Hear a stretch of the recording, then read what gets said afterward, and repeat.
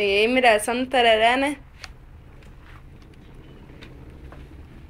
Não vai não, Jean? Quê? Tomar tereré? Não. Vai, Mira, pergunta pra Jean. E aí, João? O que tá aprontando da vida? Nada.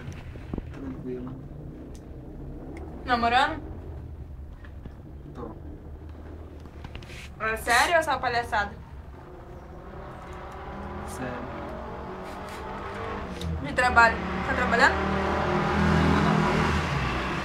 O quê? Ainda não.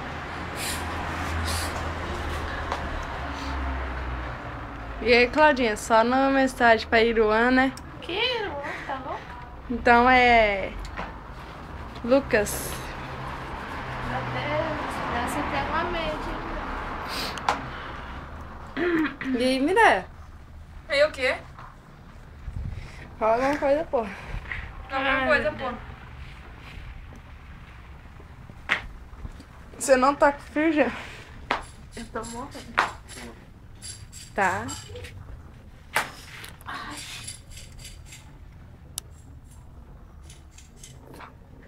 Tem pessoas que acham que não existe amizade entre homem e mulher, né, João? Tem mesmo. Verdade. E eu tenho bastante amigos.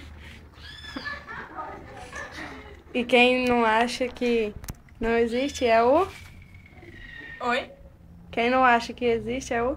Não entendi essa pergunta. Repete aí e me diz a resposta que eu não entendi. Quem não acha que não existe, hein?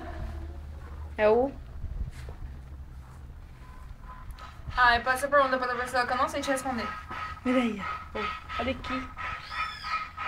Meus amigos. Quem acha que isso é mentira é o... Ai, meu Deus. Por que você tem que se manter estranho aí no meio da conversa? Vai ser um gato. Tá tomando vinho? Ah, vai acordar, Claudinha. Fica aí dormindo. Ai, o que tem? Eu tô com frio. Ah, não, tá paz esse vídeo. É mesmo. Site do pé. Não tem nada de bom. Hoje, quinta-feira tava melhor. Quinta-feira. Você tava aqui? Aqui na varanda. Tá lá pra paia. baixo.